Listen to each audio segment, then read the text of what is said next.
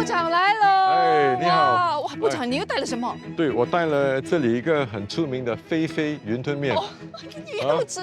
我们又有口福了。我今天跟Dr. Dan就是吃整天呢，我觉得。部长，我也是有见面礼要给你，就是在我们的露营车上面，我请你上来参观一下好不好？你看，这些都是我们的制作组准备的。哇，因为听说你真的很爱吃。是咯，所以你看我整个面孔啊，我整个体型都是喜欢吃的。我看你在这个满地百类一带做活动的时候，经常都会大饱口福，是不是？对啊。这个是自助餐 style。好，你应该试试看这里这个薄饼。 OK， 我们拿吧，拿。对，拿了放在那个盘子上面。这很大的，因为我们这里的它的那个皮是这边特制的。OK。还有呢？还有什么？就是我们这里的那个龟乌比饼干。哦。啊，这个是班丹的做的。这里有没有你最爱吃的？原来部长是吃货。对了，我全部都很爱吃的。还有啊，你看这个有椰子的，哦，这个你放在上面，那拿那些椰子呢，把它放多一点，你看啊。是这样，这个是什么？这个是 jelly 吗？啊，对，我看马来人叫是那个一种龟 Sri Muka。OK。嗯。就这样吗？你看，对了。OK， 那我们再拿下去，我们边吃边聊。好，求之不得。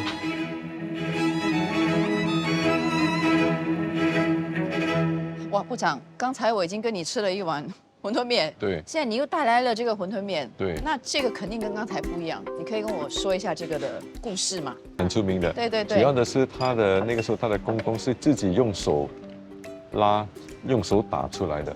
所以它的面呢，有很特殊的一种吃的那个口感。你吃它的那个面的时候，通常呢，所有的顾客呢，都先喝一口汤。哦，先喝汤才是这个。对，它的那个辣椒酱也是他们自己家里的独特的那个秘方，他们做出来的。那个时候我刚刚开始。 经营我自己的那个诊所，因为你知道做那个全科家庭医生，有些时候呢，你做完护士全部回家了，我自己开车到这里出去，就吃那个夜宵，就是一碗热喷喷的云吞面，哇，真的那个时候感觉的是很爽的，所以我是从92年吃到现在咯，大概有30多年了。我看部长你真的是一个特别爱吃的。 人，那你是属于那种 eat to live or live to eat？ 小的时候呢是 eat to live， 现在人生有几何，对不对？我就 live to eat。你小的时候是什么样的？我小的时候你是不是有带一些照片来给我看？我小的时候是很瘦的，人家叫我做瘦的哥这样，对。我小时候也是人家叫我的哥哎。对，小的时候很瘦的，哎，你看，我住在大巴窑的时候。哎呦。 很 Q 嘞，这个是几岁？大概是6岁吧。6岁你这么高啊？你看我还有一张，每次站在全班后面，是不是很瘦？哦，这个很小，这个应该很小，这个大概是2、3岁吧。为什么很瘦？哇，好可爱，这个真的是蛮瘦的。你是不是家里也就是对，也是比较贫穷？ 你还记得你当时有没有一个很丰盛的食物，或者是你第一次尝到一个什么让你特别的暖心的？在我脑海里面很深刻的就是我刚刚好搬去大巴窑，大概是69年到70年嘛，隔壁的那座祖屋的楼下有一个呢海南市的那些烤那个面包的，就是面包店。我记得呢，我们通常是。 等到大概凌晨1点，它的那些面包全部烘出来了。它是烤到整个面包黑色的。那刚刚好，我父母亲呢拿到月薪，我们就庆祝，我就跑到楼下买一整个面包，烤到黑色的，一整个面包是9毛钱。我就这样说，你不要跟我，你不要给我切片，不要切片，我就整粒拿回家。 我妈妈、我爸爸就好像把他的那个烤黑色的那个外层呢拉出来，就这样吃。那个时候没有想过会癌症。那个呢是我首次知道吃烧烤乳猪的那个感觉，我们就意味着有朝一日等到我们家境会比较好的时候呢，这个就是我们的乳猪。那印象最深刻就是对那个已经烤焦黑黑的对了，面包皮。对了，我通常我一开车的时候，如果我看到一间这种比较陈旧的这些 Old school bakery 啊对 old school bakery， 我还会去买的。你这里有没有父母的照片在里面？这是我爸爸，这是我们的政府租屋，哇啊你还比他高哎！对哇，这个是中学的时候是吧？对，中学的时候，这是我妈妈。哦，这个你母亲所以你看我比较像我爸爸还是像我妈妈？都有他们的样子跟气质，我觉得。那后来你们一家人，你的父母他的情况有没有进步呢？我父母亲，因为我们的家境，我看有可能他也没照顾自己了，所以他们2人都结果得了比较严重的疾病。我妈妈是那个免疫能力太过的强，变成中了那个类风湿关节炎。1972年的时候，她中了个病，所以结果一世人都是为了治病。她在2003年那个时候呢，她就得了晚期的癌症，因为她所吃的那些药累积下来，有可能是会对她有那个副作用，尿袋里面生癌症。那么那个癌症等我发现的时候，它已经跑到那些骨髓里面，所以结果他就去世了。那么我爸爸呢是肝癌，在吸血的过程中呢，感染到那个 C 型肝炎，在2008年的时候，他就中了那个肝癌，也是晚期没办法治疗就去世了。所以虽然我是医生，我也救不了他们，真的很遗憾。哦，所以那个时候你已经是医生了。已经是医生了。我去读医科也是为了我母亲，我觉得说希望能够读医科，有一天能够治疗他们。过后就进去国立大学去读医科。哦，那你这个过程你没有觉得很难吗？我看你不要想太多就没事了。你招募这样去想的话，去顾虑的话，你就觉得很难了。你为什么会有这样的想法？是因为小时候的环境让你会有这样的一种？可能吧，可能是因为我小时候的那个困境，而且我的奶妈从我很小的时候就跟我说，哎，你不用担心，那个年代，每个人他的那个想法是天塌下来我当被盖嘛，如果是要来的，他还是会来的，所以你还是看看你自己，填饱那个肚子是吗？睡觉好觉那么隔天早上你有那个精力，有那个精神去面对，去克服任何困难。你说的这个很好，只不过有些我就会觉得，我们现在的人都已经不处在那样的一个环境，但我们可以怎么样也保持着那样的一种心态。我觉得呢，目前的人因为有太过的那些网上的影响，那个 social media， 所以变成了他没有办法去 disconnect。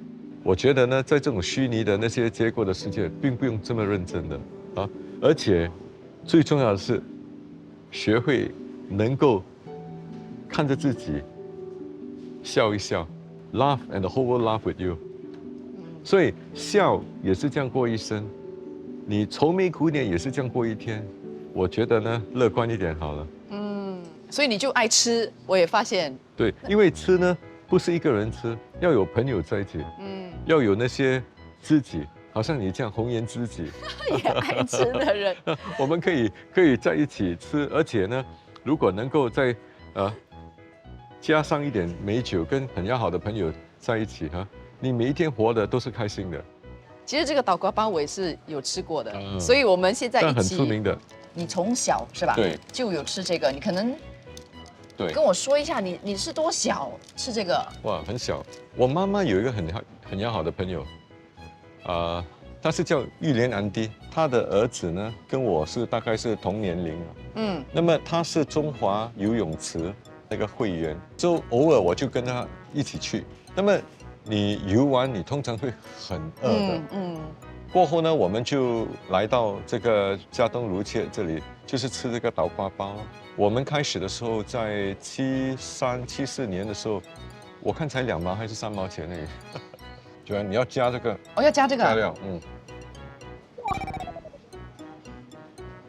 很肥嘞，没关系的，没关系，不要想太多了。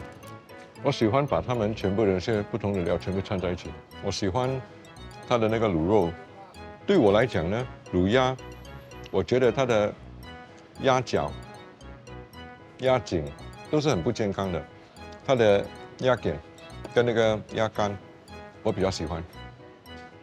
所以你都是喜欢这种很不健康的食物。还有教坏了大家。我看如果给那个我们的卫生部长王义康给他看这个视频的话，他肯定很生气的。部长从小到大有没有做过什么兼职啊，或者要去打工的经验？我的兼职呢，那个年代我看大部分的人都会有兼职。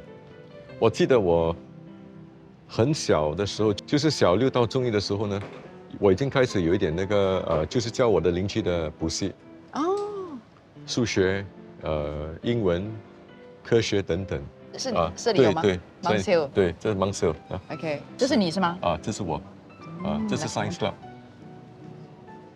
所以你就教补习，要教我的邻居。